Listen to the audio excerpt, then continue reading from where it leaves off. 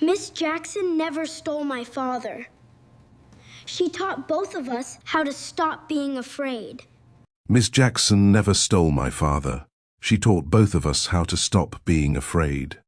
8-year-old Nico Lex stood in the center of the Belmere School boardroom, gripping a small wooden box against his chest. His hands trembled, but his voice carried across the silent room. Maren Jackson sat several feet away, fighting to control her breathing. For 7 years she had built her life inside Belmere Elementary School.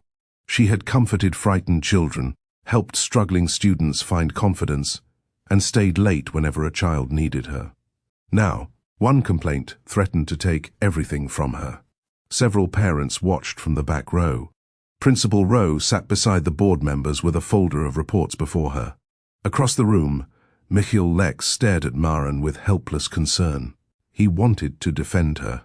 Yet every word from him risked strengthening the accusation that she had crossed a professional line with the father of one of her students. Nico placed the wooden box on the table. Inside were 12 folded paper boats. The board chair leaned forward. "Nico, why did you bring those here?" The boy looked at Maren before answering. "Because each one proves she stayed."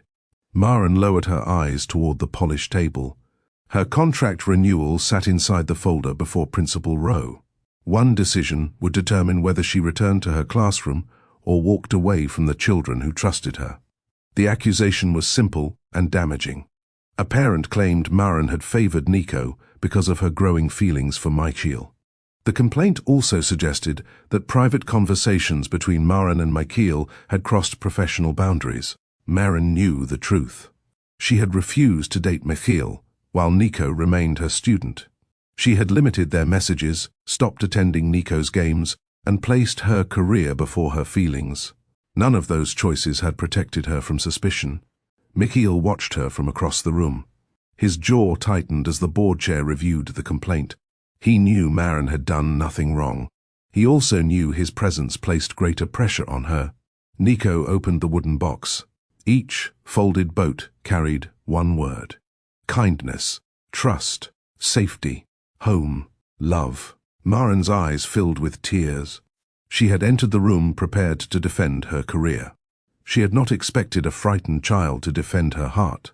Before the board announced its decision, Nico reached into the box and lifted the first paper boat. Maren watched him unfold it with great care. The word written across the paper was kindness. To understand why this single word mattered, we need to return to the rainy afternoon, when their lives first crossed. We will move directly through the moments that shaped their bond, tested Maren's career, and forced Michiel to face the pain he had hidden for years. This is not a story about a perfect teacher, a perfect father, or a child without fear. It is about 3 people carrying different wounds. Maren feared love would ask her to abandon herself. Michiel feared he would fail the son who depended on him. Nico feared everyone he loved would leave once life became difficult. Their journey began with one broken umbrella, a missed pickup, and a teacher who chose to remain after everyone else had gone home. That small decision would place Maren's career at risk, reopen Michiel's heart, and teach Nico what staying truly meant. Before we return to the rainy afternoon where this journey began, welcome to Romance Tales with Mr. Kingsley. To every returning viewer, thank you for choosing another story filled with love, healing, and meaningful lessons.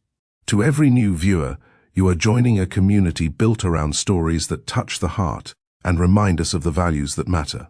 Please support the channel by liking this video and subscribing. Your support helps us continue sharing uplifting stories about family, sacrifice, forgiveness, and second chances. Also, tell us in the comments where you are watching from. Have you ever met someone through an ordinary event that later changed your entire life? Share your answer below. Your experience might encourage another person watching today. Stay with Maren, Michiel, and Nico until the end, because the paper boats inside that wooden box carry a lesson none of them understood when their journey began. The board chair reached for the final report, but Nico stepped closer to the table.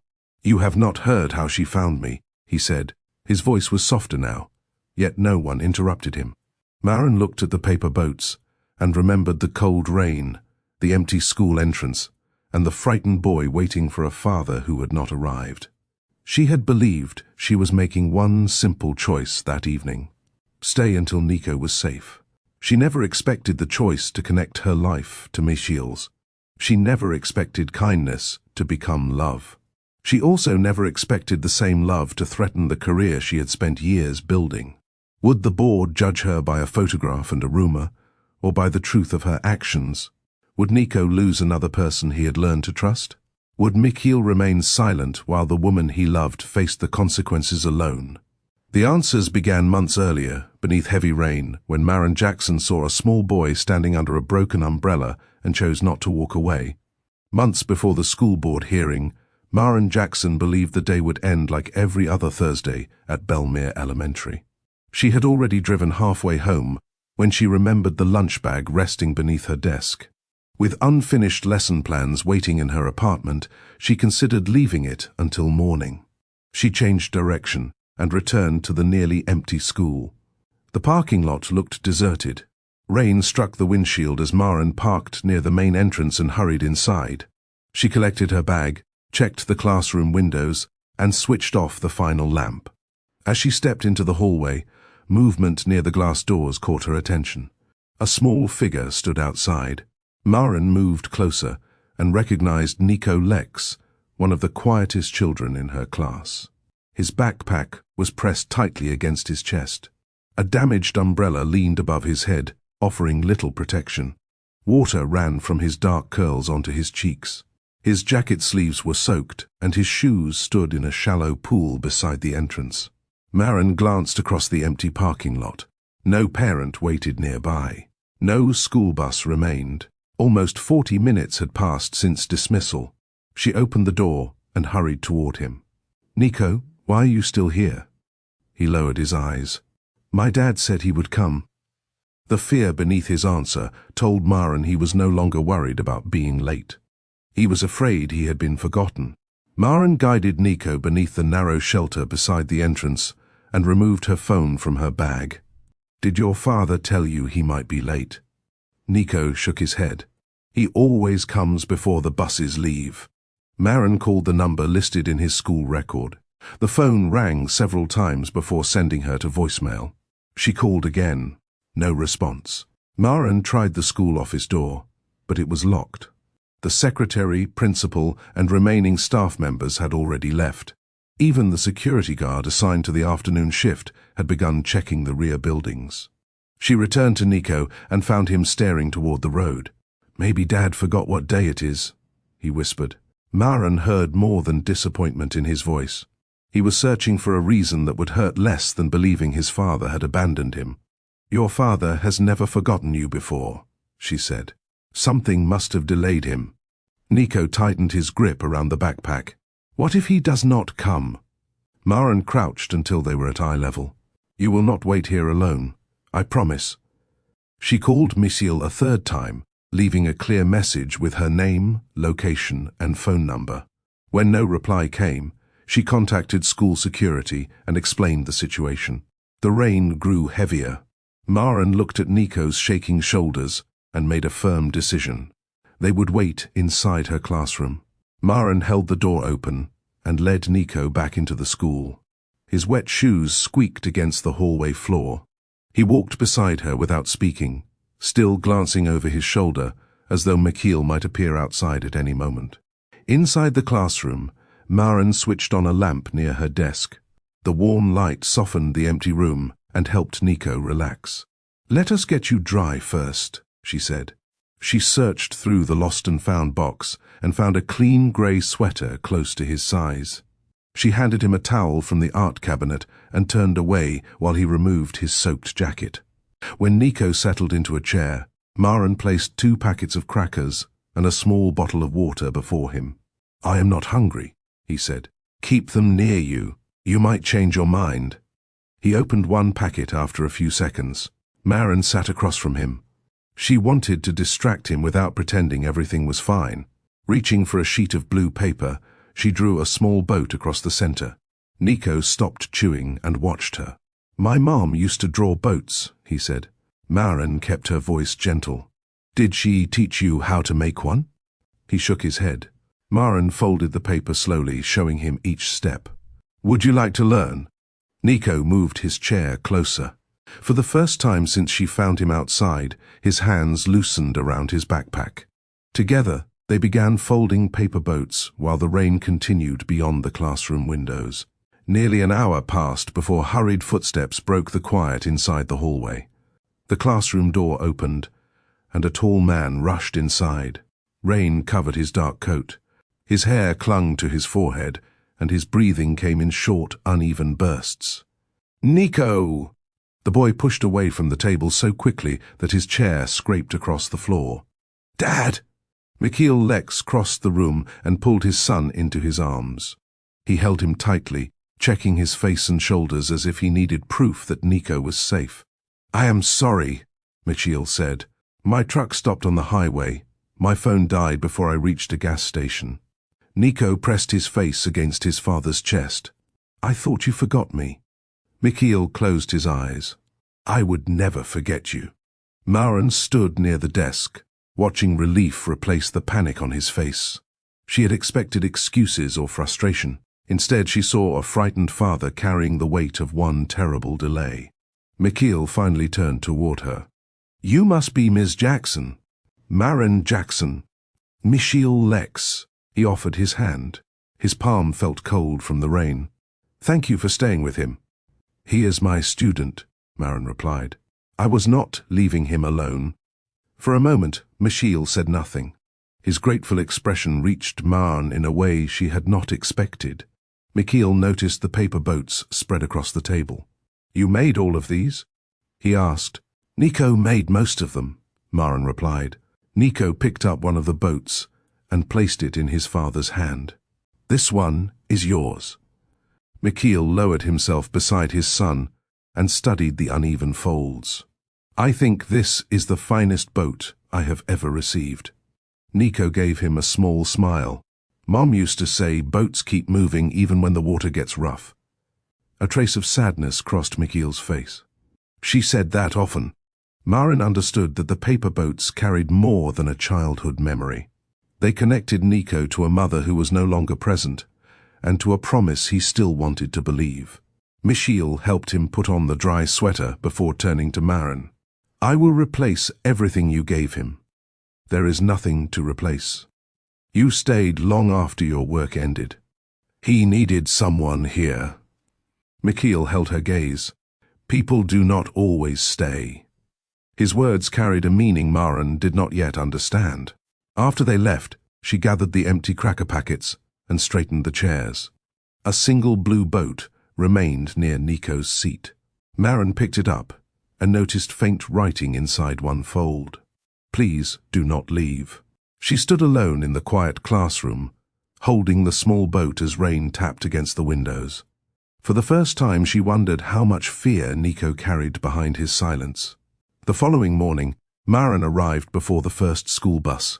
She placed Nico's blue paper boat inside the top drawer of her desk, where no careless hand would crush it. Its message remained in her thoughts as she prepared the classroom. By 8 o'clock, children poured through the doorway with backpacks, unfinished conversations, and different needs hidden beneath their smiles. Maren noticed them all. She saw the girl who wore the same sweater 3 days in a row. She quietly placed a clean cardigan on the back of her chair without asking questions. She noticed a boy staring at his classmates' breakfast snacks. Before the lesson began, she asked him to help organize supplies and left a packet of crackers beside the boxes. During reading practice, another student stumbled over a simple word. A few children began to laugh. Maren closed the book. No one becomes better by being ashamed of learning, she told them. This room is where mistakes are allowed. The laughter stopped. By lunchtime, the nervous student raised his hand and tried again. These moments rarely appeared in school reports. No award measured the number of children who felt calmer after entering her classroom. Maren did not need recognition. She believed teaching began long before a lesson reached the board. It began when a child understood that someone had noticed them. Maren learned to notice quiet pain long before she became a teacher. Her mother, Elowen Jackson, raised her alone in a small apartment above a laundromat. Money was often tight, and Elowen worked long shifts at a neighborhood diner to keep food on the table. Some evenings, she returned home with swollen feet and tired eyes. Yet she always sat beside Maren and asked about her day. She listened to every school complaint, every friendship problem, and every small success as though nothing mattered more. Maren's father had left when she was 6. He promised to call, visit, and remain involved. Each promise faded. Elowen never taught her daughter to hate him. She taught her to judge people by the care they showed consistently.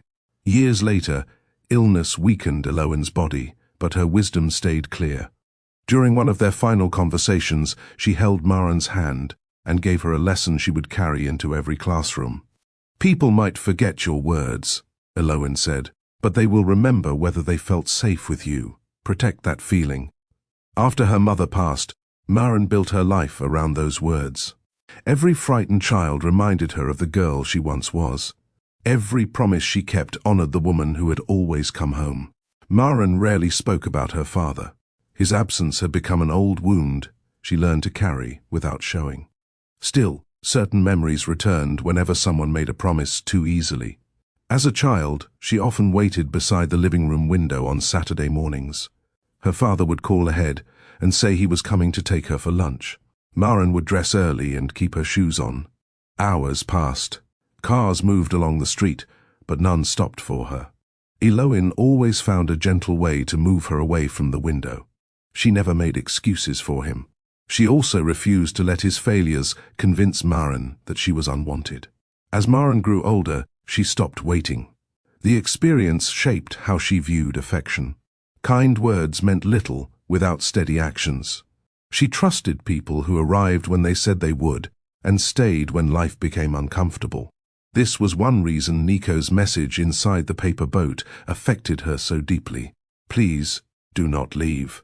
She understood the fear behind those 4 words, because she had once carried the same fear. Maren had devoted her adult life to becoming the dependable person she needed when she was young. 2 years before meeting Mikhail, Maren believed she had found someone who understood her. Her fiancé admired her dedication when they first met. He praised the patience she gave her students, and often said her kindness made him love her more. As their wedding approached, his support began to change. 3 months before the ceremony, he announced that he had accepted a position across the country. He had signed the agreement before speaking with Maren. "We will build a better life there," he said. Maren asked what would happen to her classroom, her students, and the work she had spent years building. "You will find another school." His answer made her feel as though her purpose was a piece of furniture they could leave behind. When she refused to move, he accused her of choosing children who were not hers over the man she planned to marry. Maren returned her engagement ring that evening. The separation hurt, but surrendering her identity would have wounded her more. She learned an important lesson from that relationship. Love should never require one person to erase the life that gives them meaning. From that day forward, Maren promised herself that anyone who entered her heart would also need to respect the teacher she had worked so hard to become. After the engagement ended, Maren created a life built around order. She arrived at school early, stayed until every lesson was prepared, and spent quiet weekends reading or visiting the farmer's market. Her apartment remained neat. Her schedule rarely changed. Nothing surprised her, and no one held enough influence to disrupt the life she had rebuilt. Her friends sometimes encouraged her to meet someone new. Maren always declined. She told them she was content, but the truth sat deeper. Love had once asked her to choose between a relationship and the work that gave her purpose. She feared another man would make the same demand. Being alone felt easier than defending her identity again. Yet Nico's paper boat disturbed the calm she had protected. Each time Maren opened her desk drawer, she saw the words hidden inside its fold. "Please do not leave." The message reminded her that distance did not always prevent pain. Sometimes it only prevented connection. Late that evening, her phone displayed a message from Michael through the school communication system. "Good evening, Ms. Jackson. Nico has been struggling with reading at home. Would you please suggest a way I might help him without making him feel pressured? Maren read the message twice. Her reply needed to remain professional. Still, her hand rested above the screen longer than necessary because the worried father behind those words had already begun to interest her. While Maren considered how to answer his message, Michiel sat at his kitchen table, surrounded by unfinished invoices, garden sketches, and Nico's reading worksheets. His workday often began before sunrise. As a landscape designer, Michiel transformed neglected yards into spaces where families gathered. He planned flower beds, repaired damaged lawns, installed stone paths, and managed a small crew that depended on him for steady work. His clients knew him as reliable and patient. They rarely saw the tired father who rushed from job sites to school pickups, grocery stores, and evening homework sessions. A framed photograph of Nico rested beside Michiel's laptop. It showed the boy at 6 years old, smiling with both front teeth missing. Michiel kept the photograph close because it reminded him why every long day mattered. Since becoming Nico's main caregiver, he had arranged his entire life around his son. He turned down distant contracts, avoided overnight projects, and learned to prepare simple meals between business calls. Yet effort did not silence his doubts. Michiel knew how to restore damaged soil and help struggling plants grow.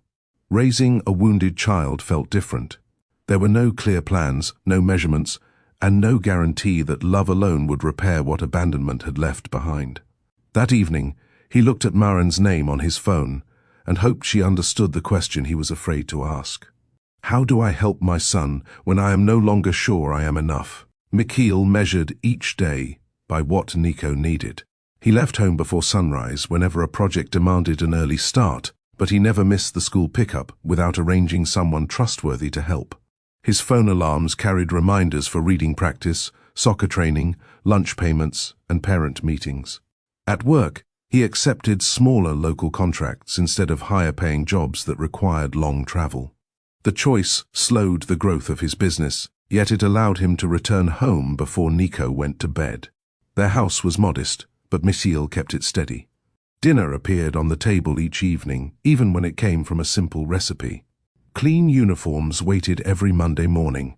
Bills were paid before their deadlines. Nico's school calendar remained fixed to the refrigerator where both of them could see it. Michiel believed routines gave his son a sense of control. Still, stability demanded more than money and schedules. Some nights, Nico woke after dreaming that his father had disappeared. Michiel would sit beside him until his breathing settled, even when an early job waited the next morning. He never complained about the lost sleep. Each quiet sacrifice carried the same promise. Whatever else changed in Nico's life, his father would still be there when morning came. Nico was 5 when Seraphine left Belmere.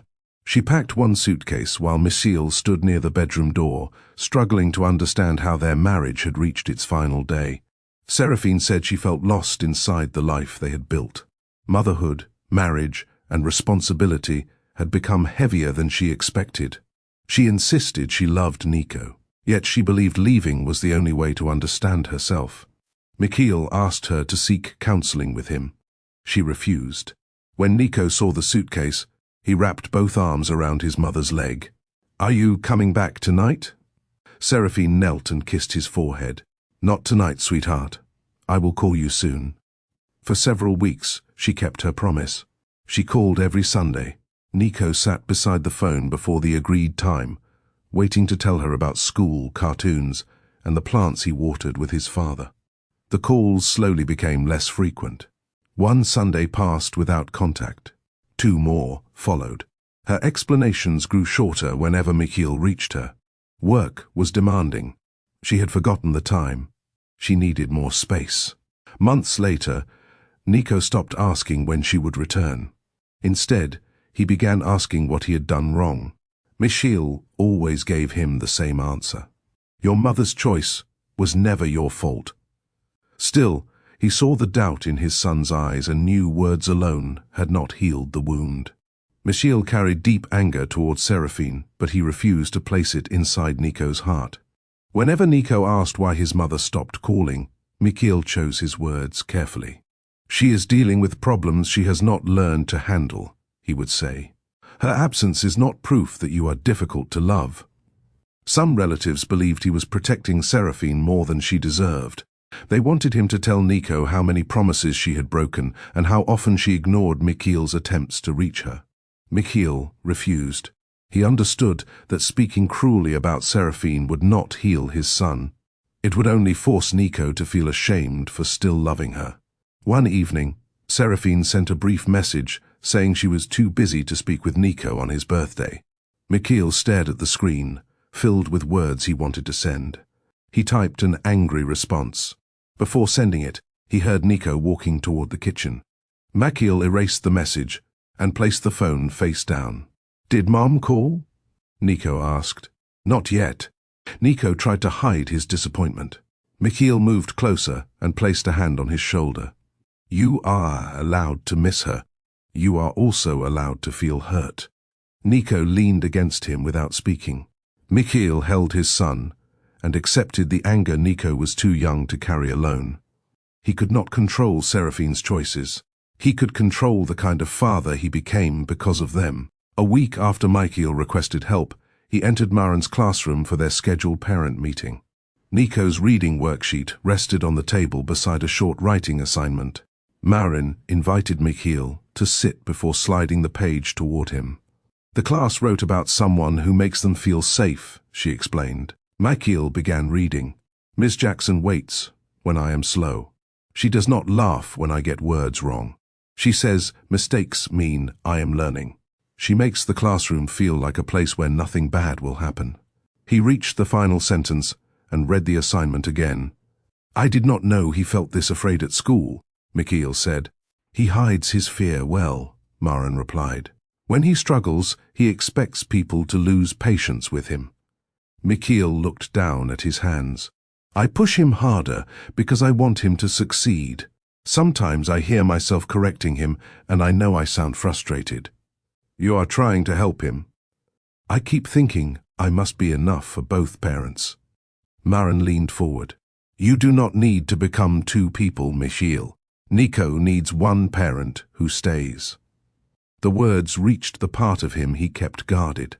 Mikhail raised his eyes and found no judgment in her expression. Marin saw a tired father doing his best, not a man failing his son. For several quiet seconds, neither of them looked away. Their connection did not begin with romance. It began when Marin named the burden Mikhail had been carrying alone. After the parent meeting, Marin prepared a simple reading plan for Mikhail to use at home. She avoided long worksheets and strict time limits. Nico already connected reading with pressure, so adding more rules would only make him withdraw. "Let him choose the book," Marin explained. "Even if the story seems too easy, the goal is to help him enjoy reading before asking him to perform." She suggested that Mikhail and Nico take turns reading one page at a time. If Nico struggled with a word, Mikhail should wait a few seconds before offering help. "Give him room to work through it," she said. "When you correct every mistake quickly, he starts believing speed matters more than understanding." Mikhail wrote each suggestion inside a small notebook. "What should I do if he becomes frustrated?" Stop before the frustration becomes shame. Talk about the story, ask what he thinks might happen, or let him draw his favorite scene. Mikhail looked at the notes. "I have been treating reading like another task we need to finish." "You were trying to help him improve." "I was teaching him to fear getting it wrong." Marin softened her voice. "You know more now. Start from there." That evening, Mikhail allowed Nico to choose a short adventure book about a lost sailor.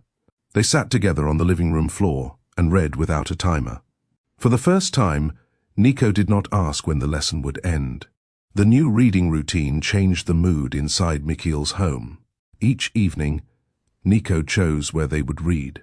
Some nights, they sat on the living room floor. On others, they settled beside the kitchen window while Mikhail prepared dinner. Mikhail stopped watching the clock. He praised Nico's effort instead of counting mistakes.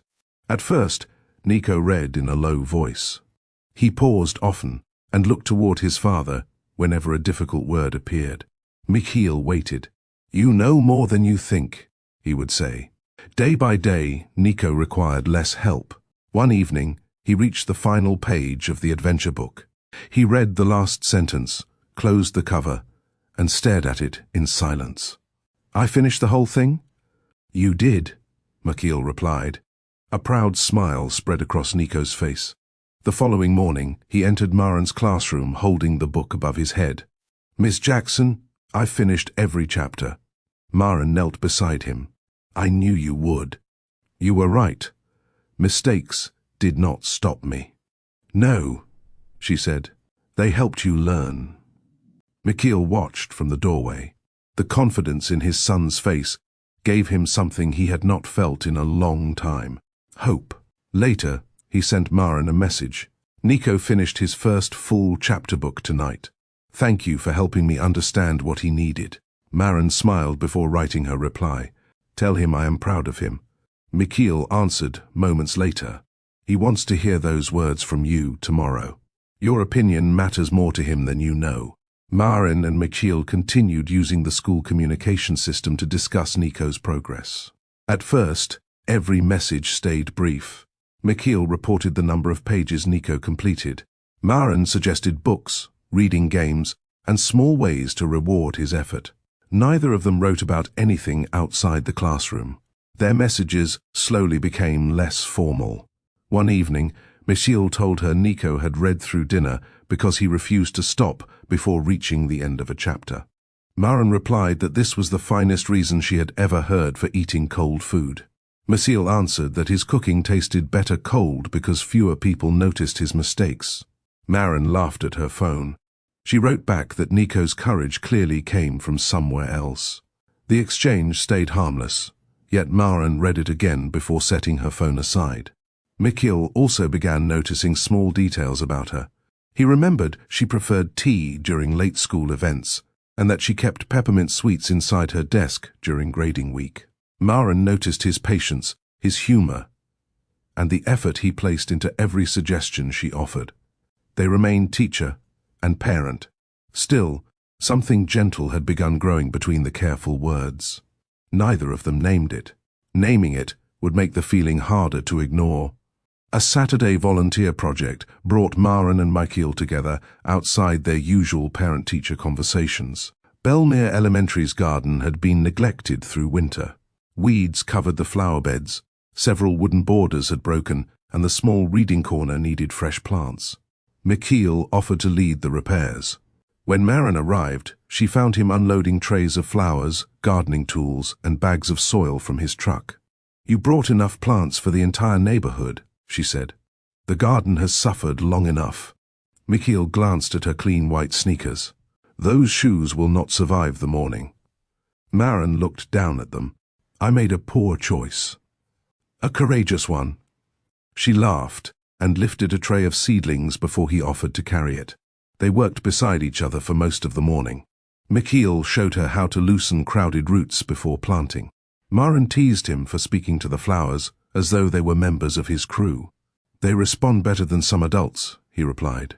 Marin noticed how easily conversation flowed between them. Mikhail did not speak to impress her. He listened, remembered details, and gave her his full attention.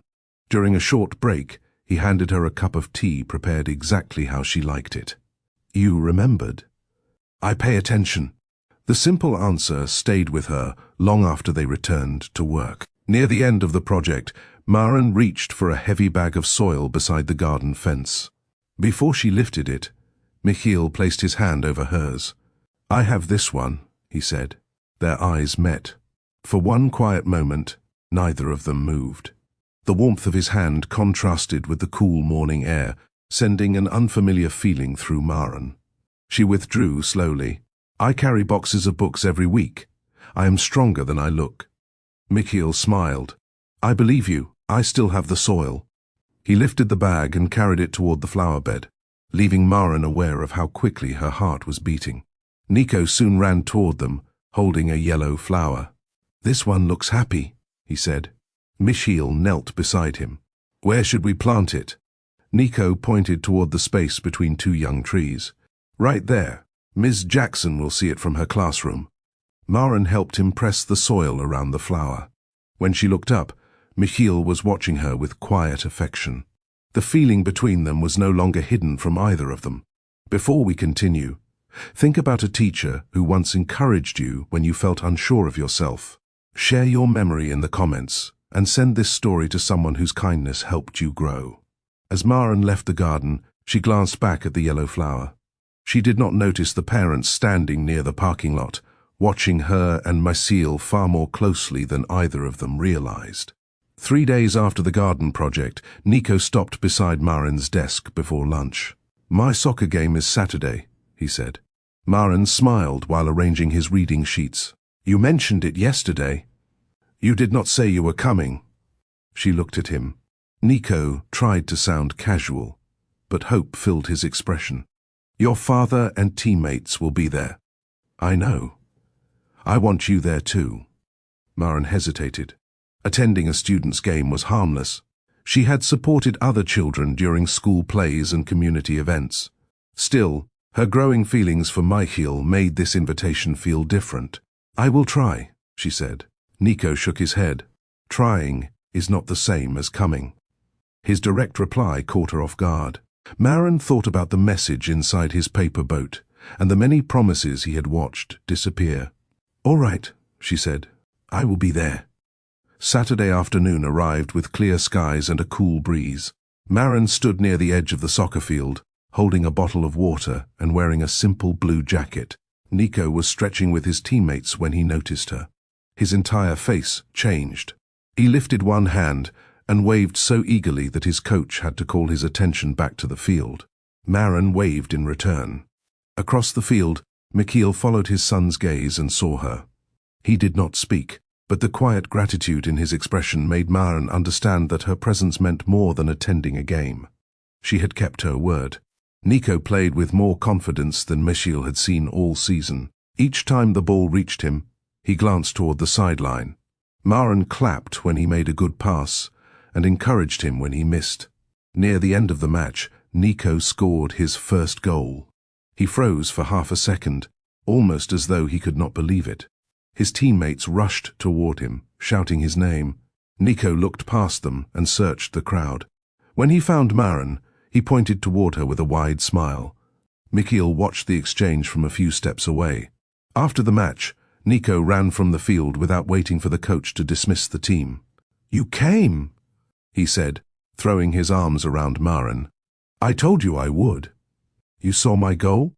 "I saw every second." Michiel approached with 2 bottles of water. He handed one to Nico and held the other toward Maren. "You have no idea what this means to him," he said. Maren watched Nico return to his teammates, still smiling. "I think I understand more than you realize." A quiet sadness rested beneath her answer. Michiel wanted to ask who had failed to show up for her when she was young. He stopped himself, because the question belonged to a part of her life she had not offered him. Instead, he said, "Thank you for keeping your promise." Maren met his eyes. "Promises matter." The weight in her voice told Michiel that she was speaking about far more than a soccer game. The following week, Belmere Elementary hosted an evening reading program for students and their families. Maren moved between the library tables, helping children choose stories while parents settled into nearby chairs. Michiel sat with Nico near the back, listening as his son read a short passage aloud. Halfway through the program, every light in the building went out. Several children cried out. Chairs scraped against the floor as worried parents reached for their phones. A younger student began sobbing near the bookshelves. Maren switched on her phone light and raised it above her head. "Everyone, stay where you are. We are safe." Her steady voice carried through the room. She walked toward the frightened child and lowered herself beside him. "Would you like to hear what my students believe lives inside a dark library?" The boy wiped his face. "What?" "Books waiting for someone brave enough to finish their stories." A few children laughed. Maren began telling a playful tale about a rabbit who feared the dark until he learned the stars only appeared after sunset. Parents turned on their phone lights, filling the library with small circles of brightness. The children slowly relaxed. Nico moved closer to Michiel and whispered, "Miss Jackson always knows what to say." Mikhail watched Maren guide the room from fear into calm. For the first time, he understood why Nico trusted her so deeply. She did more than teach lessons. She made frightened people believe they were safe. Power returned several minutes later, drawing relieved cheers from the children. The reading program continued, but Mikhail kept watching Maren. She moved from table to table, checking on every child who had been frightened. She offered reassurance without making anyone feel embarrassed. After the final family left, Maren carried a box of books toward the library office. Mikhail approached and took the heavier side. "You do not need to help," she said. "I know." They carried the box together and placed it near the office door. Outside, the parking lot glistened from a light evening rain. Nico waited inside with Principal Rowe, while Mikhail walked Maren toward her car. "You handled the power failure well," he said. "The children needed someone to remain calm." Mikhail studied her face. "You are good at making people feel safe." Maren adjusted the strap of her bag. "Children need adults they trust. Adults need someone like that too." His words caught her off guard. Maren had spent years caring for others, yet few people had noticed how much strength the role demanded from her. Mikhail was looking beyond the patient teacher everyone admired. He seemed to see the woman who also grew tired, felt afraid, and needed support. He stepped slightly closer. Maren's heartbeat quickened, but she did not move away. For one brief moment, the space between them felt personal rather than professional. Mikhail drew a careful breath. "There is something I have wanted to ask you." Maren already knew the question, and part of her wanted to hear it. Mikhail looked toward the school entrance to make sure Nico remained inside. "I would like to take you to dinner," he said. Not as Nico's teacher, as Maren. The honesty in his voice made her chest tighten. She had wanted him to ask. During the past several weeks, she had caught herself waiting for his messages and noticing when his truck entered the school parking lot. Still, Nico remained her student.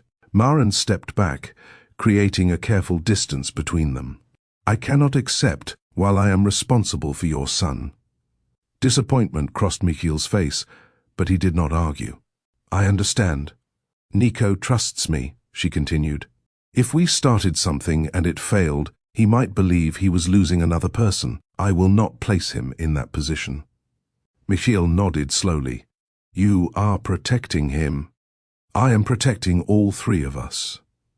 "Does this mean you feel nothing for me?" Maren held his gaze. "I am not saying no. I am asking you to wait until the school year ends." Hope returned to his expression. "I have survived harder waits." Maren smiled despite herself.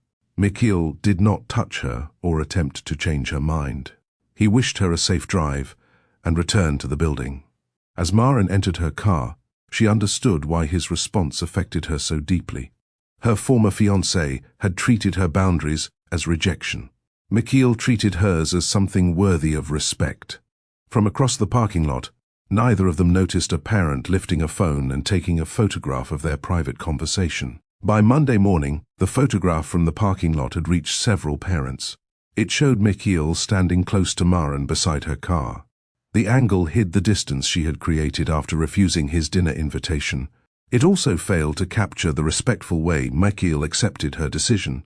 Without context, the image suggested a secret meeting. A parent named Corinne Webb shared it privately with two other mothers before classes began. "I knew something was happening," she said. "Mikhail volunteers whenever Ms. Jackson needs help, and Nico receives more attention than the other children." Her claim was unfair, yet it spread quickly.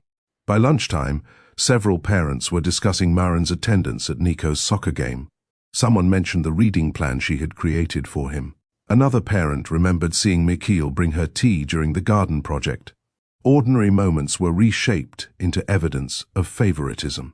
Maren noticed the change during afternoon pickup. Conversations stopped when she approached. Two parents avoided her eyes. Corinne watched from beside the school gate, with her phone held against her chest. Inside the classroom, Maren reviewed every interaction she had shared with Mikhail. She had followed professional boundaries.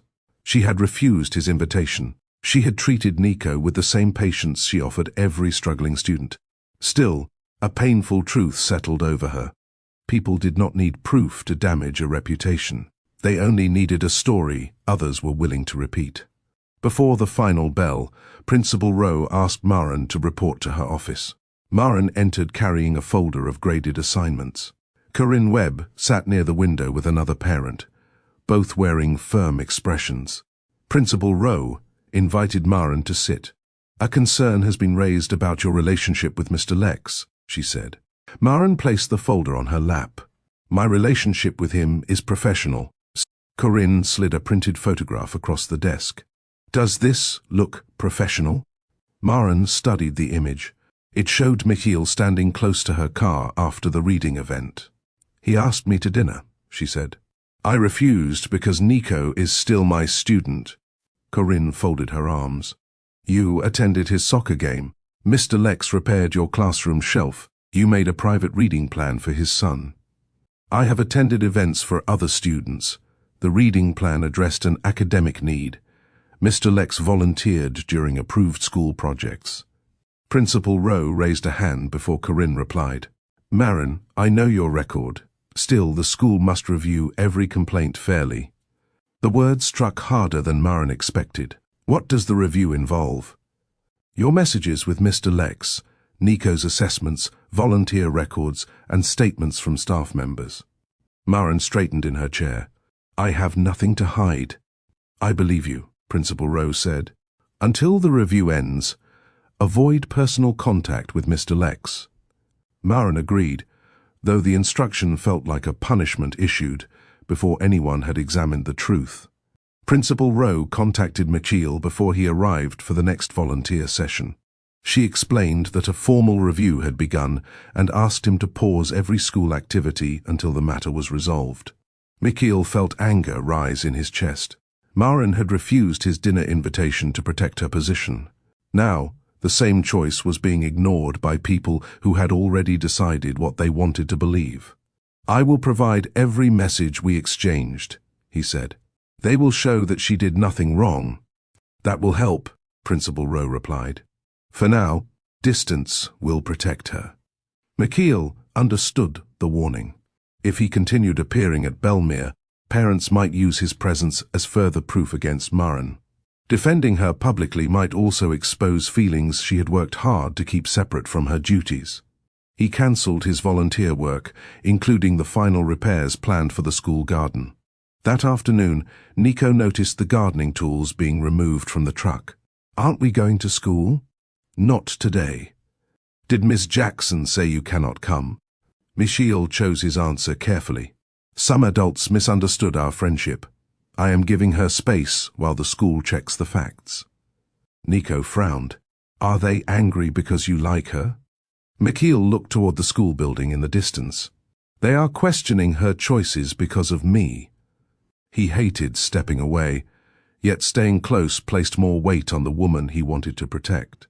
Maren followed Principal Rowe's instructions carefully. She stopped attending Nico's soccer games. Her messages to Michiel contained only short updates about schoolwork. She no longer stayed near the gate during afternoon pickup when she knew he would arrive. Every choice protected her position, yet each one created a distance Nico did not understand. During class, he became quieter. He stopped volunteering to read aloud and no longer asked Maren to check the new books he brought from home. When she praised his work, he thanked her without meeting her eyes. One Friday afternoon, Maren saw him standing beside the yellow flower in the school garden. "You have been quiet lately," she said. Nico pressed the tip of his shoe into the soil. "Dad does not come here anymore." "He is busy with work." "That is not what he said." Maren felt a knot form in her chest. Nico looked toward her classroom window. "You stopped coming to my games too." "I still care about your progress." "That is not the same." His answer reminded her of the afternoon when he had said, trying was not the same as coming. Maren had believed distance would protect him from confusion. Instead, Nico viewed every missing appearance as proof that another trusted adult was preparing to leave. As he walked back toward the building, Maren remained beside the yellow flower. The adults were fighting to protect careers, boundaries, and reputations. No one had noticed that Nico was paying the highest emotional price. Nico waited until the classroom emptied before approaching Maren's desk. "Are you angry with us?" he asked. Maren set down the papers in her hands. "No, Nico. You do not talk to Dad anymore. You stopped coming to my games." Adults sometimes need to make careful choices when other people misunderstand a situation. Nico stared at the floor. "Everyone leaves when things get hard." The words struck Maren with painful force. She opened her desk drawer and removed the blue paper boat from the rainy afternoon they first met. "I kept this because your words mattered to me." Nico unfolded one side and read his message. "Please do not leave. School rules might change where I see you," Maren said, "but they will never erase the care I have for you. Will you forget me when the year ends?" "Never." Nico wiped his eyes and held the boat close before leaving for afternoon pickup. Maren remained at her desk, struggling to hold back tears. A sealed envelope waited beneath her attendance book. Principal Rowe had placed it there during lunch. Maren opened it slowly. The school board had expanded the review. Her contract renewal would remain suspended until a formal hearing determined whether she had violated professional standards. Her classroom, reputation, and future now depended on people who knew her through one photograph and a complaint. Before continuing, share this story with someone who believes a person deserves to be judged by the truth rather than a rumor. Maren folded the letter and looked at Nico's empty chair. Protecting the child had always felt simple. Protecting herself would require a different kind of courage. Maren drove home with the school board letter resting on the passenger seat. At every red light, her eyes moved toward the sealed envelope, as though its contents might change. By the time she reached her apartment, the strength she had shown at school had begun to disappear. She locked the door, placed her bag on the kitchen counter, and removed the letter once more. Contract renewal suspended. Formal hearing required. Possible breach of professional standards. Each line felt colder than the one before it. Maren had spent 7 years building a reputation through patience, discipline, and care. She had stayed late for frightened children, purchased supplies with her own money, and defended students who struggled to defend themselves. Now, one photograph threatened to define her entire career. She lowered herself into a kitchen chair and covered her face with both hands. For several minutes, she fought the tears. She reminded herself that the messages would prove her innocence. Principal Rowe knew her record. Mikhail would confirm that she had refused his invitation.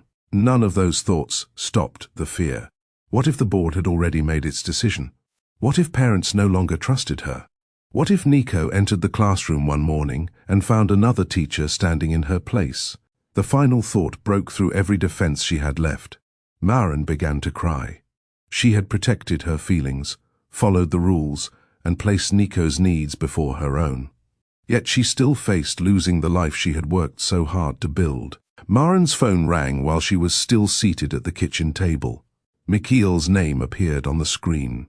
She considered letting the call pass. Speaking to him might make the situation feel heavier. Yet Nico had already suffered enough from adults keeping their distance. She answered, "Hello? Maren, Nico told me what happened after class." His voice held concern rather than anger. "He thinks you are leaving because of us." I tried to explain the situation without involving him in adult problems. "I know. He showed me the paper boat." Maren closed her eyes. "I never meant to make him feel abandoned." "You did not create that fear," Michiel said. "His mother left it behind. He sees distance and assumes someone is preparing to disappear." Maren looked at the school board letter. "I thought stepping away would protect him. You followed the school's instructions." It still hurt him. Michiel paused before speaking again. "You cannot carry responsibility for every wound Nico has. He trusted me. He still does." Maren's voice weakened. "What if the board removes me from Belmere? They will see the messages, they will hear the truth. And if the truth is not enough?" Michiel released a slow breath. "Then you will not face the hearing alone." His promise frightened Maren, because she knew he meant it. For weeks, they had avoided saying anything personal. Now, with her career uncertain and Nico afraid, the careful distance between them no longer felt strong enough to hold everything back. Maren tightened her grip around the phone. "I know Nico's fear did not begin with me," she said. "Still, I became part of his life. I encouraged him to trust me, show me his work, and believe I would keep my promises." "You kept every promise you made," Mikhail replied. "Did I?" Her gaze settled on the empty chair across from her. "I stopped attending his games. I avoided you during pickup. I watched him become quiet again, but I told myself the distance was necessary. You were protecting your position. I was also protecting my heart." The admission left her exposed. Mikhail remained silent, allowing her to continue without rushing her. Maren wiped her cheek. "Nico is more than a name on my class list. I care about what happens after he leaves my classroom. I care when he doubts himself. I care when he looks toward the door because he is waiting to see who will show up." Her voice became unsteady. "When he asked whether I would forget him, I wanted to tell him he had already become impossible to forget." Mikhail's reply came softly. "He knows you care. Children should not have to guess. He does not have to guess anymore. He has the boat. He has your words. He has every day you showed him patience when he expected frustration." Maren looked toward her work bag, where Nico's reading assignment rested beside the board letter. "I love that child, Mikhail. I never planned to, but I do." The truth settled between them, deeper than any professional explanation she had given the school board. Maren had already revealed how deeply she cared for Nico, yet another truth remained. She rose from the kitchen chair and walked toward the window. Rain traced thin lines across the glass. "There is something else," she said. Mikhail waited. Maren pressed her free hand against the window frame. "I did not create all this distance because of the school." Her voice dropped. "I created it because being close to you started to matter." Mikhail remained silent, giving her space to finish. "I looked forward to your messages," she continued. "I noticed when you entered the school. I remembered the way you listened during our parent meeting and how you accepted my decision without making me feel guilty." Her heart beat harder with every word. "I care about you, Mikhail." The confession changed the silence between them. Mikhail released a slow breath. "I care about you too, Maren. More than I should have allowed myself to admit." She closed her eyes. "This situation is already complicated. Our feelings did not create the complaint. They gave people something to question." "No," Mikhail said. "Their assumptions created the problem. You followed every boundary placed before you." Maren wished his certainty could quiet her fear. "What if caring about you costs me everything?" "It will not." "You cannot promise that." "You are right," he said. "I cannot control the board. I can promise I will never ask you to choose between me and the life you built." Maren remembered the man who once demanded that choice. For the first time, she heard love offered without a condition attached. Mikhail wanted to drive to Maren's apartment. He wanted to sit across from her, hold her hand, and remind her that one complaint did not erase 7 years of service. His keys rested on the kitchen counter while Nico slept upstairs. Yet Maren had asked for clarity, not pressure. "I need to finish the school year with a clear mind," she said. "I cannot defend my choices while starting a relationship at the same time." Mikhail accepted the truth in her words. "I will give you the space you need." Maren leaned against the window. "Please do not mistake space for rejection." "I will not." "And do not disappear from Nico because of me." "I am his father. I am staying." His answer brought a quiet sense of relief. Mikhail did not visit her apartment that night. He did not send another message after the call ended. He placed his keys back on the counter and chose patience over his need to comfort her. During the following days, he kept every conversation professional. He prepared his statement for the board, gathered their messages, and focused on helping Nico finish the school year. Maren noticed his restraint. He had feelings for her, yet he refused to make those feelings another burden she had to carry. "Before we continue, Tell us in the comments, should love wait when the timing places someone's future at risk? Right, respect matters. If you believe patience is one of the clearest signs of sincere love. Maren had asked Mikhail for distance. For the first time, distance did not feel like abandonment. It felt like someone protecting her without trying to control her. 2 nights after Maren and Mikhail admitted their feelings, Mikhail received a message from a number he had not seen in months. It was Seraphine. I know I have no right to ask, but I want to speak with Nico. Mikhail stared at the screen while anger rose through him. Seraphine had missed birthdays, school events, and countless evenings when Nico waited for her call. Now she had returned with one short message, as though the silence between them had lasted days instead of years. He placed the phone on the kitchen counter and walked away. Nico sat in the living room reading aloud from his adventure book. His voice had grown stronger, and he no longer stopped after every difficult word. Mikhail watched him and felt his anger turn into fear. Nico still missed his mother. Mikhail knew it from the questions he stopped asking and the photographs he refused to remove from his room. If Mikhail ignored Seraphine, Nico might one day blame him for keeping her away. If he allowed contact, Seraphine might make new promises and disappear again. His phone rang. Seraphine's name filled the screen. Mikhail stepped into the hallway before answering. What do you want? To speak with my son. You had years to speak with him. I know. No, you do not know what your silence did to him. Seraphine's voice weakened. I made mistakes. I am asking for one chance to start repairing them. Mikhail looked toward Nico. This decision was no longer about his anger. It was about whether his son's heart was ready to risk hope again. Mikhail ended the call without giving Seraphine an answer. For the rest of the evening, her request followed him from room to room. He washed the dinner plates, checked Nico's homework, and prepared clothes for the next school day. Yet his thoughts remained fixed on the same question.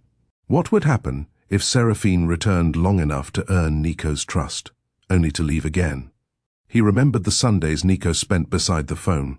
He remembered birthday candles burning while his son waited for a call that never came. He remembered finding Nico awake after midnight, blaming himself for a choice made by an adult. Mikhail had worked for years to give his son stability. One conversation with Seraphine might reopen pain Nico had only begun to express. After bedtime, Mikhail entered his son's room. Nico slept with the adventure book beside his pillow. A faded family photograph stood on the shelf, showing Seraphine holding him when he was a toddler. Nico had never removed it. Mikhail sat beside the bed and studied his son's peaceful face. Refusing contact might protect Nico today, but it might also create difficult questions later. Allowing contact offered hope, but hope had hurt his son before. His fear was no longer about Seraphine returning. His fear was watching Nico trust her again. Mikhail left the room and picked up his phone. He opened Maren's contact, but stopped before calling. She had asked for space. Still, she was the one person who understood that protecting Nico required more than anger, rules, or good intentions. It required choosing what served the child, even when every option carried a risk. The next morning, Mikhail waited near the school gate until Maren finished supervising arrival. He did not approach her classroom or ask for privacy inside the building. Instead, he spoke quietly while parents moved toward the parking lot. Seraphine contacted me, he said. Maren's expression changed. She wants to speak with Nico. Mikhail explained the call, his anger, and his fear that Seraphine would return long enough to gain Nico's trust before disappearing again. What do you think I should do? He asked. Maren took a slow breath. I think you want me to give you an answer because every option frightens you. His shoulders lowered. That is true. I will listen, but I will not make this choice for you. Mikhail looked disappointed at first, though her reasons soon became clear. I care about Nico, she continued. I also respect the fact that Seraphine is his mother. I will never compete with her or decide what place she should hold in his life. She gave up that place. She damaged it, Maren replied. Whether she earns any part of it back depends on her actions, your boundaries, and Nico's emotional needs. Mikhail remained quiet. Start slowly, Maren said. Do not promise Nico more than Seraphine has proven she will give. Let him speak honestly. Stay close enough to help him if the contact becomes painful. Mikhail studied her face. You could have told me to keep her away. That would protect my feelings, not Nico's future. In that moment, Mikhail understood something important. Maren did not love by taking control. She loved by helping people make wiser choices for themselves. That evening, Mikhail sat beside Nico at the kitchen table. There is something important we need to discuss, he said. Nico placed his book aside. Am I in trouble? No. Your mother contacted me. She wants to speak with you. Nico's face brightened for a moment. She does? The hope disappeared almost as quickly as it came. Why now? Mikhail chose his words with care. She says she wants to repair the relationship. Nico pushed his chair back. She said she would call before. She did not. I remember. She missed my birthday. I remember that too. Nico stood and walked toward the window.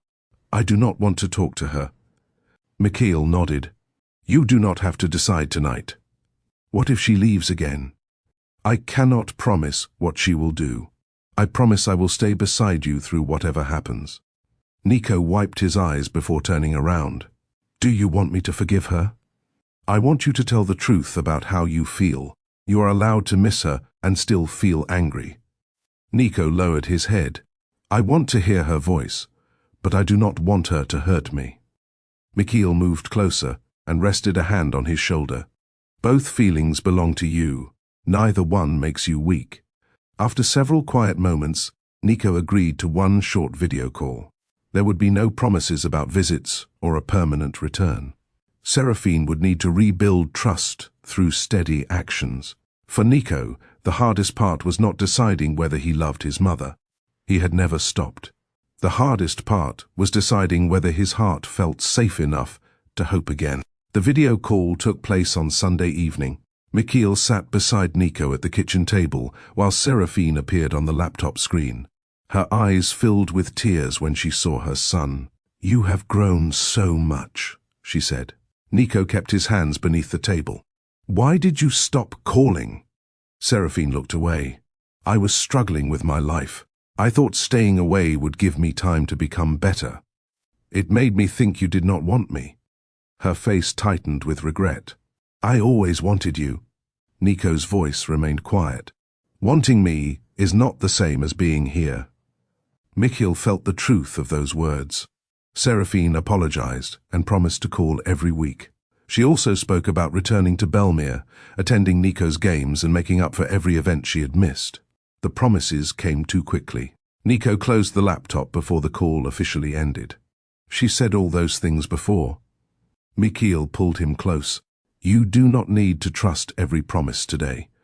Trust grows when actions match words. The following morning, Corinne Webb reported seeing Mikhail speak privately with Maren near the school gate. She claimed Maren had involved herself in a sensitive family decision while her conduct was already under review. Principal Rowe called Maren into her office once again. The board has scheduled your hearing for the final day of school, she said. Maren looked at the official notice. The same day Nico would leave her classroom, she would learn whether she still had a classroom to return to. The final week of school brought a reading presentation Nico had feared for months. Each student had to stand before the class and read a page from a chosen book. Earlier in the year, Nico would have hidden behind his desk or complained of a stomachache. This time, he carried his adventure book to the front of the room without being called twice. Maren remained near her desk, careful not to offer him more attention than the other students received. Nico opened the book. His first sentence came slowly. A difficult word stopped him near the middle of the page, but he did not look toward Maren for rescue. He studied the letters, sounded them out, and tried again. The word came clearly. Several classmates smiled. One child began clapping, and the rest joined. Nico finished the page with his shoulders raised and his voice strong. Maren marked his assessment sheet, while holding back tears. The boy who once believed every mistake proved he was failing now understood that mistakes were part of learning. After the presentation, another student approached Nico for help with a difficult paragraph. Nico sat beside him and repeated the words Maren had once given him. "Take your time. No one is rushing you." Maren watched from across the classroom. Nico had gained more than stronger reading skills. He had learned patience, courage, and compassion. As the final bell approached, he reached into his backpack and checked a small wooden box. Inside were 12 folded paper boats, each carrying a word he wanted Maren to remember. The wooden box had begun as a plain piece of cedar in Michiel's workshop. 2 weeks earlier, Nico had entered the garage holding several sheets of colored paper. "I want to give Miss Jackson something she will keep," he said. Michiel set down his measuring tape. "What do you have in mind?" Nico explained that one paper boat would not carry everything he wanted to say. Maren had taught him to read with confidence, helped him speak about his fears, and shown him that a mistake did not make him less capable. Michiel suggested building a box to hold several boats. They spent 3 evenings working on it together. Michiel measured and cut the wood, while Nico sanded each edge until it felt smooth. He chose a simple brass latch and carefully pressed his initials beneath the lid. The first attempt did not close properly. Nico frowned at the uneven corner. "We ruined it." Michiel handed him the sandpaper. "No, we found the part that needs more work." Nico smiled. "That sounds like something Ms. Jackson would say." They adjusted the hinge, repaired the corner, and tried again. This time, the lid closed without resistance. Michiel watched his son run his hand across the finished box. "What do you want her to remember when she opens it?" he asked. Nico looked at the colored paper beside him. "I want her to remember everything she gave us." Michiel understood that the gift was not only from a student to his teacher. It was also a thank you from a father whose home had changed because one woman chose patience over judgment. Nico chose 12 colors for the paper boats. He refused to let Michiel write the words for him. He wanted every letter to come from his own hand, even if some appeared uneven. The first boat carried kindness. It reminded him of the rainy afternoon when Maren gave him dry clothes, food, and a safe place to wait. The second carried patience because she never rushed him when reading felt difficult. Courage represented every moment she asked him to try again. Trust stood for the promises she kept. Hope marked the evening he finished his first chapter book. Listening reminded him of how she heard the feelings he struggled to explain. Learning celebrated every mistake that helped him improve. Safety described the calm he felt inside her classroom. Truth represented the day she told him adults sometimes made careful choices without loving him less. Family carried a meaning Nico found difficult to explain. Maren was not his mother, yet her care had become part of the home he shared with Michiel. Home represented the people who made him feel accepted. The final boat carried love. Nico held it longer than the others before placing it inside the box. "Do you think she will understand?" he asked. Michiel closed the lid gently. "She will understand more than either of us knows how to say." Nico pressed the box against his chest. The boats were small, but each fold carried a memory of the teacher who helped him believe he was worth staying for. Before Nico gave Maren the wooden box, she entered the school boardroom carrying every message, assessment record, and volunteer report connected to the complaint. The room held several parents, staff members, and board officials. Corinne Webb sat near the back, holding the photograph she had submitted as evidence. Maren took her seat beside Principal Rowe. The board chair reviewed the complaint. She questioned Maren about Nico's reading plan, her attendance at his soccer game, Michiel's volunteer work, and their private conversation in the parking lot. Maren answered each question without avoiding responsibility. "Yes, I developed a reading plan for Nico. I've prepared similar support for other students. Yes, I attended his game. I have attended events for several children in my class. Yes, Mr. Lex asked me to dinner." A murmur moved through the room. Maren continued. "I refused because his son was still my student. I told him we could discuss personal feelings only after the school year ended." Mikhail was invited to speak. He confirmed every detail. My feelings for Ms. Jackson developed over time, he said. She never encouraged me to cross a professional boundary. When I asked her to dinner, she chose her responsibility to my son over what she felt for me. Principal Rowe also addressed the board. Marin Jackson has served this school for 7 years. Her records show fairness, strong judgment, and consistent support for students. The board chair turned toward Corinne. Do you have evidence that Ms. Jackson changed Nico's grades or denied another child equal support? Corinne lowered the photograph. No. Before the chair continued, the boardroom door opened. Nico entered, holding the wooden box against his chest. I have something you need to hear, he said. Nico walked toward the board table and placed the wooden box before the chair. Ms. Jackson never stole my father, he said. She taught both of us how to stop being afraid. He opened the lid and lifted the first paper boat. This one says, kindness. She stayed with me when Dad's truck broke down. He raised another. This one says patience. She waited when I could not read the words. His voice trembled, but he continued. She did not give me better grades. She helped me believe I was able to improve. When people started talking, she stayed away from Dad because she wanted to follow the rules. I thought she was leaving me too. Marin pressed her fingers against her lips as tears filled her eyes. Nico lifted the final boat. This one says love. Love means helping someone feel safe. Ms. Jackson made our classrooms safe. The board members reviewed Marin's messages, student records, and the statements given by Michael and Principal Rowe. After a private discussion, the chair returned with the decision. We found no evidence that Ms. Jackson violated professional standards. Her contract renewal will proceed. Relief moved through the room. The board also announced new guidelines for communication between staff members and parents, reducing the risk of future misunderstandings. Corinne lowered her eyes. The photograph she had treated as proof had shown only one moment, not the truth surrounding it. Later, after the final school bell, Nico gave Marin the wooden box. She held it close to her heart. Mikhail waited near the doorway in a clean blue shirt. The school year is over, Marin said. I noticed. He stepped closer. Would you have dinner with me? Marin smiled. Yes. That evening, as Mikhail reached for her hand beside the river, Marin faced a fear greater than the hearing. She had fought to keep her career. Now she had to decide whether she was ready to open her heart. Marin and Mikhail did not rush into a relationship after their first dinner. They understood that Nico's feelings mattered, and both carried wounds that needed patience rather than grand promises. During their first weeks together, they met for quiet meals, short walks near the river, and weekend visits to the farmer's market. Mikhail never assumed Marin would spend every free moment with him. He respected her lesson planning, school meetings, and need for time alone. Marin also made sure Nico understood the change. Your father and I care about each other, she told him.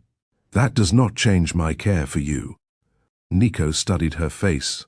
Are you going to become my mother? Marin sat beside him. You already have a mother.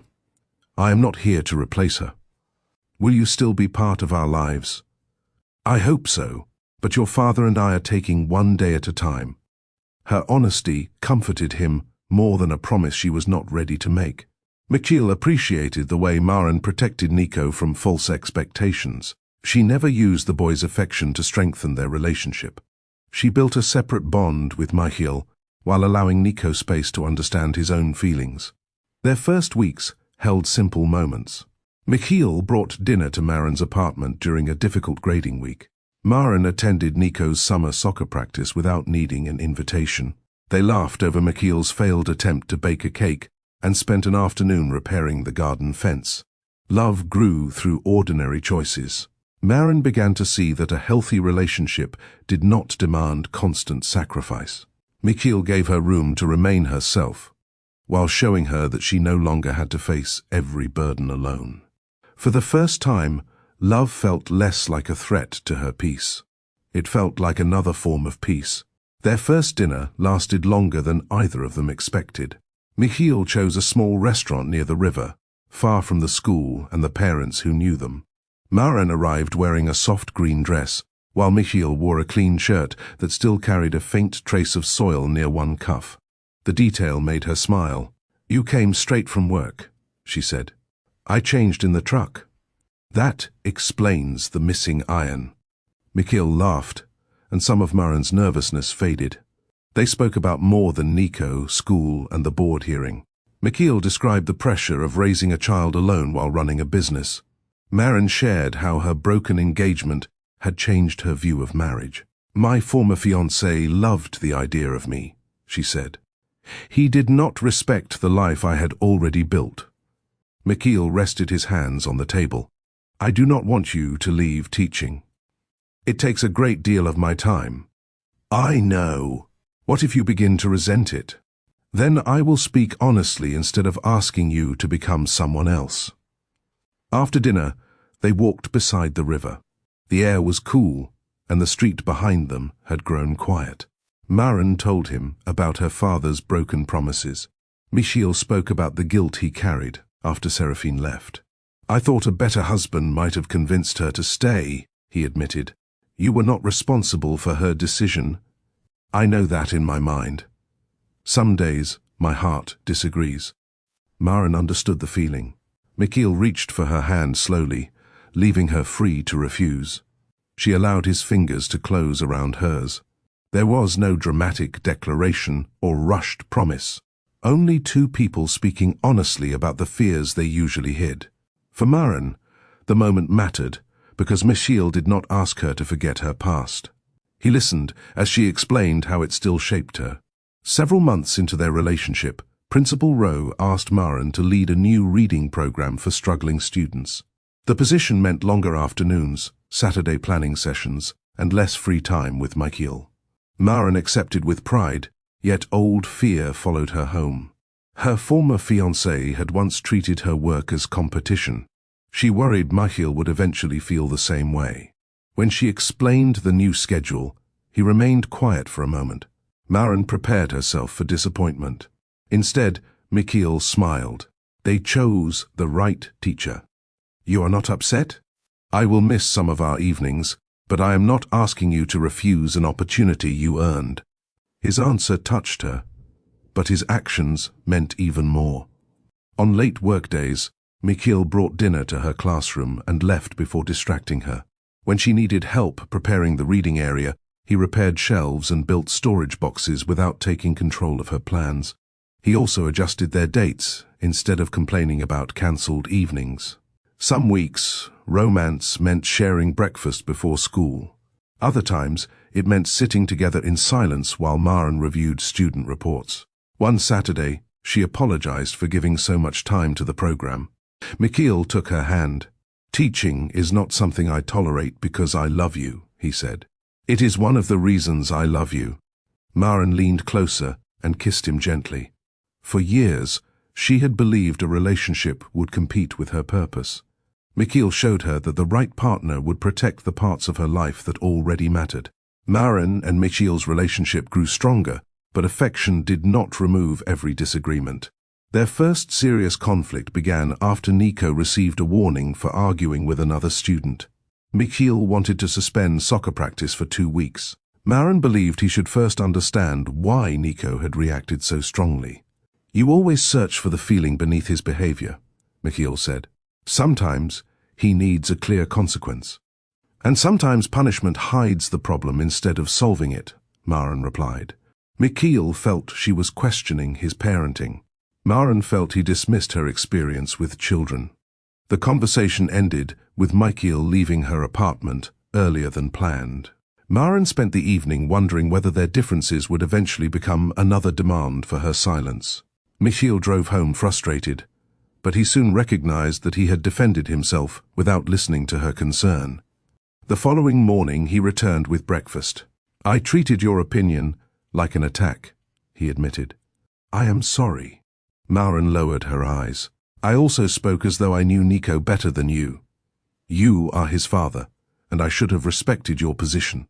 They discussed the incident again with calmer voices. Nico received a consequence, but Michiel also asked what had caused the argument.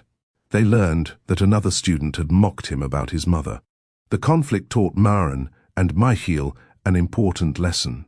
Being right mattered less than understanding what the other person was trying to protect. Similar disagreements followed. Michiel worried about money when Maren purchased classroom supplies from her own salary. Maren became upset when he tried to solve her problems before hearing how she felt. She sometimes withdrew during difficult conversations while Michiel pushed for immediate answers. They began setting better rules for conflict. No insults, no threats of leaving, no using old wounds as weapons. One evening, after resolving another disagreement, Michiel held Maren close in the quiet kitchen. "I do not need us to agree on everything," he said. "I need us to remain honest when we do not." Maren rested her head against his chest. For the first time, conflict did not signal the end of love. It became another place where trust had room to grow. Maren and Michiel learned to handle disagreement without allowing fear to control them. They listened before defending themselves. They apologized without adding excuses. Most importantly, they kept adult conflict away from Nico. Their commitment faced another test when Seraphine announced that she planned to return to Belmere. She wanted regular visits, school involvement, and a greater role in Nico's life. Maren supported the decision, yet a private fear troubled her. What if he no longer needs me? She asked Michiel one evening. Michiel took her hands. Love is not a competition. Seraphine's place in his life does not erase yours. Seraphine also struggled with Maren's closeness to Nico. During one difficult conversation, she admitted that seeing another woman care for her son made her feel ashamed. Maren answered calmly, "I never asked him to choose between us. He deserves every person willing to love him well." Over time, Seraphine kept more of her promises. She attended school events, called when she said she would, and accepted the boundaries Michiel established. Months later, she thanked Maren for never teaching Nico to hate her. 2 years after their first date, Michiel brought Maren to the Belmere school garden. The yellow flower Nico once planted had become a full bed of bright blooms. Nico stood nearby holding a folded paper boat. Michiel faced Maren and took both her hands. "I do not want you to leave teaching. I do not want you to become smaller for me. I want to build a life beside the woman you already are." He lowered himself and asked her to marry him. Maren looked at Nico, who was smiling through tears. "Yes," she answered. Their wedding took place in the school garden during summer break. Former students sent letters describing how Maren's kindness had shaped their lives. Nico carried the rings inside the wooden box that once held 12 paper boats. Years later, Maren found another child waiting alone after school. She sat beside the frightened girl and folded a paper boat. "Rough water does not last forever," she said. Outside, Michiel and an older Nico waited for her. Maren finally understood that love had found her because she stayed when walking away would have been easier. Her story leaves us with a simple lesson. Healthy love respects your purpose, protects your identity, and proves itself through steady actions. If this story touched your heart, like the video, share it with someone who once made you feel safe, and tell us the lesson you learned in the comments. Subscribe to Romance Tales with Mr. Kingsley for more uplifting stories about love, healing, and second chances.